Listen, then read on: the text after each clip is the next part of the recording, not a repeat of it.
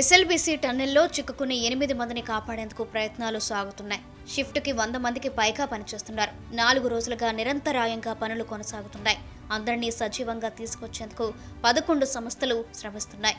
గంటలు గడుస్తున్న కొద్దీ టెన్షన్ పెరిగిపోతున్న నేపథ్యంలో వీలైనంత త్వరగా లోపలికి చేరుకునేందుకు యుద్ధ ప్రాతిపదికను పనులు జరుగుతున్నాయి.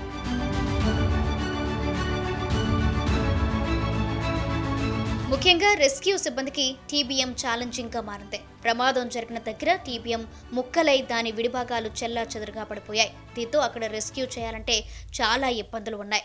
ఓవైపు బురద, ఇంకోవైపు సీపేజ్ వాటర్, మరోవైపు టీబీఎం ముక్కలతో అత్యంత ప్రతికూల పరిస్థితులు కనిపిస్తున్నాయి. గ్యాస్ కట్టర్లను ఉపయోగించి తీసేసే ప్రక్రియ జరపాలన్నా ఉబకి వస్తున్న నీరు ప్రతిబంధకంగా మారింది. ఇక రెస్క్యూ ఆపరేషన్లో NDRF, SDRF, Indian Army, Indian Navy పాలు పంచుకుంటున్నాయి. Geological survey of India, rat hole miners, L N T, Singareni, hydra tunnel experts మరికొన్ని కంపెనీలు తమ సేవలను అందిస్తున్నాయి. మొత్తం 11 ఏజెన్సీలు నిరంతరం కోఆర్డినేషన్ చేసుకుంటూ రెస్క్యూ ఆపరేషన్ కొనసాగిస్తున్నారు. ప్రస్తుతం పనుల పురోగతిపై మరిన్ని వివరాలు మా ప్రతినిధి నూర్ అందిస్తారు. ఇండియన్ ఆర్మీతో పాటు ఇండియన్ నేవీ అధికారులు కూడా లోపలికి వెళ్ళారు. అదేవిధంగా ఉత్తరాఖండ్కి చెందిన ర్యాట్కి సంబంధించిన యువకులు కూడా రంగంలోకి దిగారు. మరోవైపు అక్కడ ఉన్న పరిస్థితులను బట్టి అంచనా ఏ విధంగా రెస్క్యూ ఆపరేషన్ చేయాలనేది కూడా అధికారులు అయితే చాలా వేగంగా ముందుకు వెళ్తున్నారు.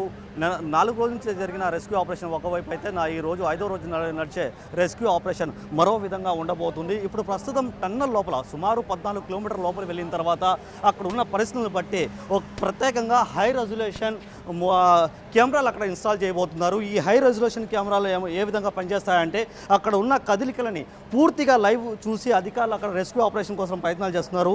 ప్రత్యేకంగా హై రెజల్యూషన్ కెమెరాలో చీకట్లో కూడా ఇవి పనిచేస్తాయి. అక్కడ టోటల్గా ఇన్స్టాల్ చేయబోతున్నారు. ఈ టన్నల్ లోపల 14 కిలోమీటర్లు ట్రావెల్ చేసిన తర్వాత ఈ యువకులు మాత్రం అక్కడ వెళ్ళి ఈ కెమెరాలను ఇన్స్టాల్ చేయబోతున్నారు. ఈ ప్రత్యేకంగా అక్కడ 4 రోజుల నుంచి ఉన్న పరిస్థితిని అంచనాలు వేశారు. పదే మట్టి పడడం, తర్వాత వాటర్ రావడం, తర్వాత బురద ఎక్కువగా కావడం, ఇలాంటి సమస్యలు కూడా అధికారులు చాలా తీవ్రమైన ఇబ్బందులు గురి చేస్తుంటే ఇప్పుడు ఏకంగా ఇలాంటి కెమెరాలు కన్నా ఇన్స్టాల్ చేస్తే అక్కడ ఉన్న కదలికలని ప్రతి మూమెంట్లో మనం అబ్జర్వేషన్ చేయొచ్చు.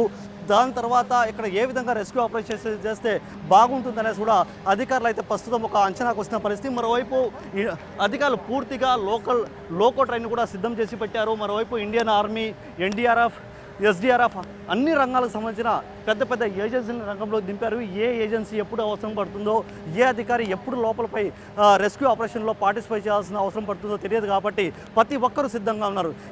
ఏమైనా ఎప్పుడు ఏమైనా కూడా ఈ లోపలికి వెళ్ళి మేము రెస్క్యూ ఆపరేషన్ చేసి ఆ 8 మందిని బయటికి తీసుకొస్తామని కూడా అధికారులు అయితే చెప్పొస్తున్న పరిస్థితి.